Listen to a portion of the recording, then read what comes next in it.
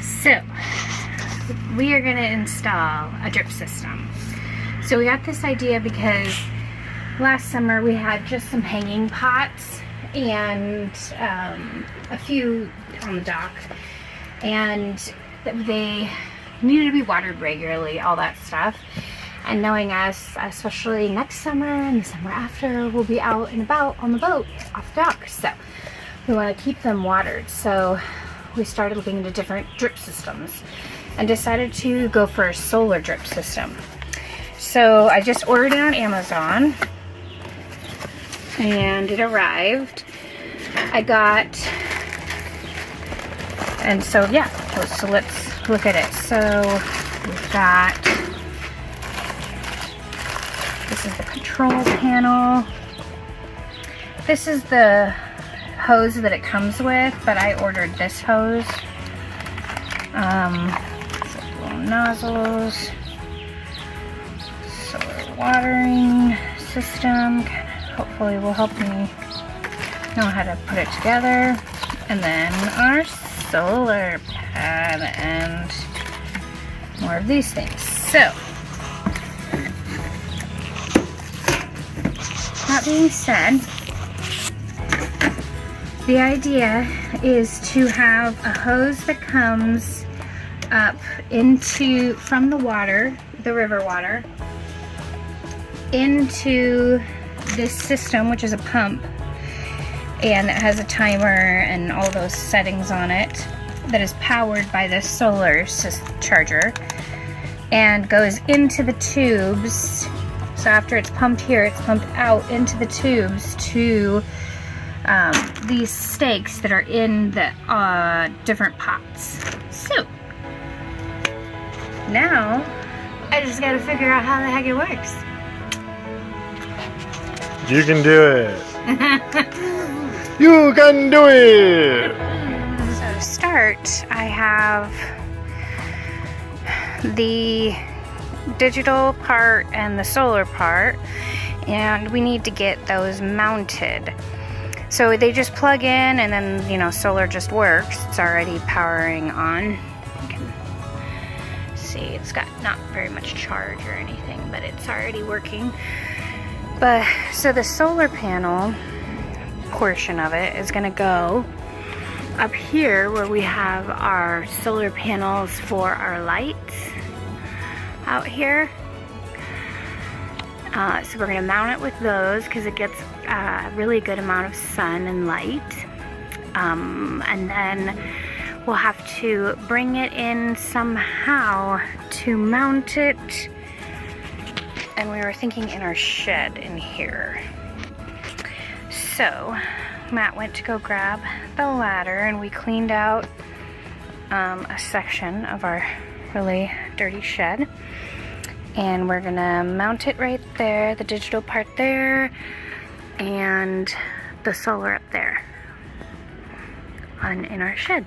So what we did was we found a little gap in between this trim piece and this, I guess, roof support here, and so we just tucked the end of the solar panel into that little gap, and we're just feeding it through. So we didn't have to drill any new holes. And it will come in over, excuse the mess, in this corner over there. So, hard to see because I'm so short, but we'll show you when we get it closer to. And in the meantime, we get to hear the kids up on shore making all sorts of racket. You can't see them, but there's goats up there, and they are yelling. They are really yelling. How the water is up so high right now. So, I mean, we can see up into the parking lot. It's crazy. It sure is pretty. I'm just over this rain.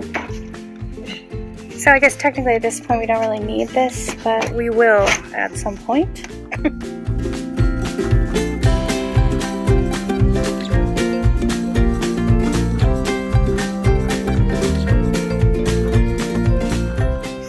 what we've got done is the solar panel is up there, the wiring is coming into the shed, and then it's coming back down the back side, all the way back there, and then we have it just pulled through for right now to here for power.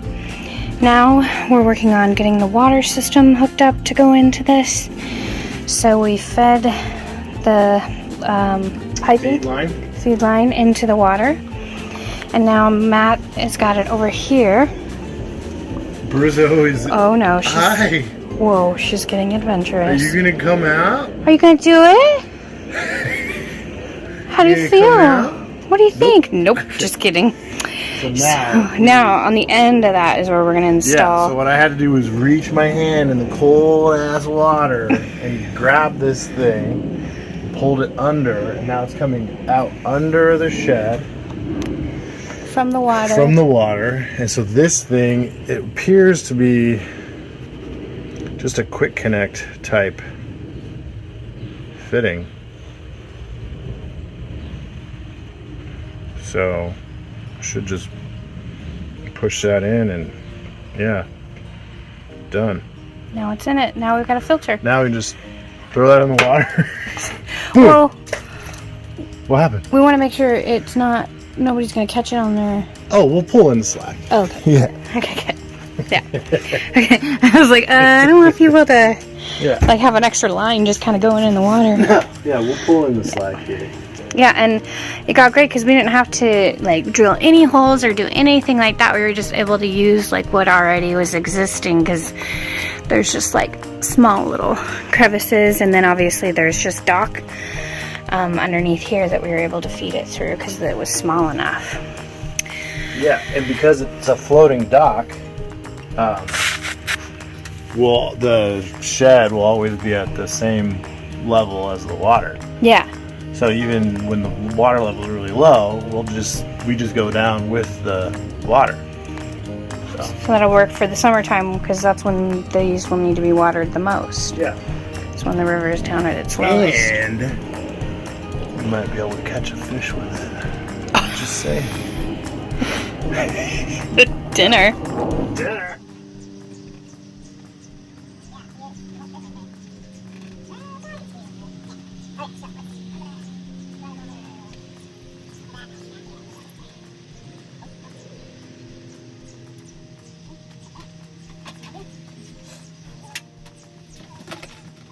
So, where is it coming from now? So it comes down from in the water. Yep. Through and up in between those two pieces of wood. Yep. And then into the pump. Intake pump. So after some careful deliberation, we decided which way it would be best to route all of the tubing that carries water to the plant boxes.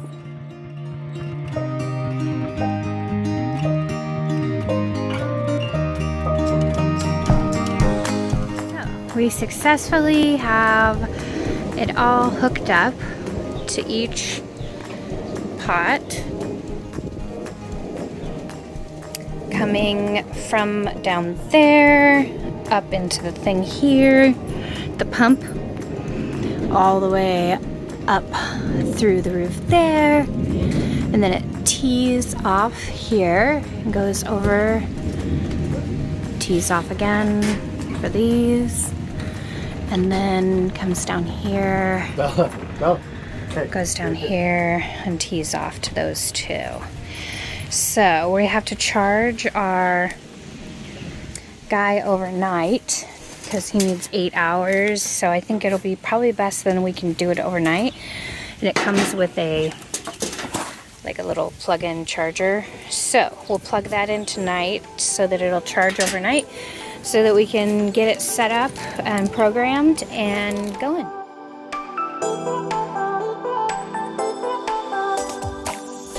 So I am doing a test on this now that we've got all of it set up out there. Now we've charged the pump overnight, so it's at full charge, and I put in just like some sample guides just to kind of see like pressure and things like that, because that makes a difference on how long we would put it in our pots. And obviously this is going just directly out and then whatnot, so, and directly in, and we have it divided in multiple different areas, so we have to also kind of understand the decreased amount of water flow that we'll get based on that. And the other thing we noticed is you have to turn it on to obviously program the timing and the frequency of when the pump runs. But as soon as you turn it on, It starts. it starts the pump. So we were worried that we don't want to run the pump dry. So we'll do the configuration with this test setup to make sure we're not running the pump dry. So let's see how it works by Yeah. turning it on. We have one hose that goes into the inn. So this is what normally brings river water in, and I have it just in a cup. And then we have one hose that's out. So this is what goes into our whole system to water our plants. And then I'm gonna hold this down to start it. So it has a good amount of water pressure. So that's good. So that should be enough to push it through, hopefully, all of our systems. So now the question is frequency. I have it plugged in here, and it's running right now for 50 whatever more seconds. And then this is one of the first guys that goes to. It's definitely working. And that one over there is working. And then it tees off over here. And this is working. I'm not seeing it so much up there. Let's see how we're doing over here, because that's an important thing, because it has to go all the way through to over here, and I'm not seeing it over here yet. So that's not ideal, and this one's not going. So looks like it makes it down. So it makes it down to those two, and it makes it over to this one, but so far not to that one, this one, or these two. Ooh, troubleshooting. Working. So this is the furthest away from the pump, and it has plenty of water. I might actually even go turn that down a bit. It's really coming down. The vegetables over here, the tomatoes and lettuce, are getting soaked. And these over here are still getting a good steady drip, which I might even open this up a bit. But basically what it turned out to be is that the top part, I closed it on all of the plants. And then the bottom part, the bottom orange part, is the one I use to adjust. So it's like when you adjust just this, just like one click, it adjusts the amount of water that comes on it. So perfect, done. Everything is getting watered, and it will be watered every 6 hours. And I picked 20 minutes because I felt like just on the steady drip that it's giving, you know, it would be the best for the steady drip. So now I'm just gonna kind of fuss with it. We'll see. So this has been a huge success. So now we have our plants being watered, whether or not we are here or not, because eventually we won't be here. And oh, look at Matt, he's cleaning off the rugs. Such a great partner doing his chores.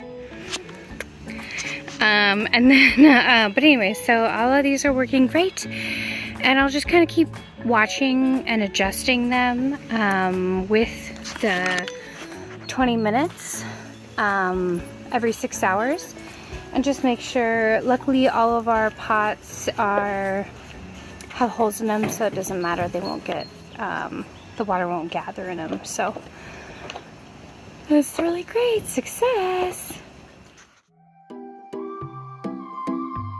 So here at Lord Yara, we drink a lot of sparkling waters. And so, in anticipation for untying the lines at some point, I am going to make our own DIY sparkling water system that can also preserve food too. We got the idea from a different sailing channel, so stay tuned and we will give you all the details. Please remember to like, subscribe, and hit that notification bell so you don't miss an episode.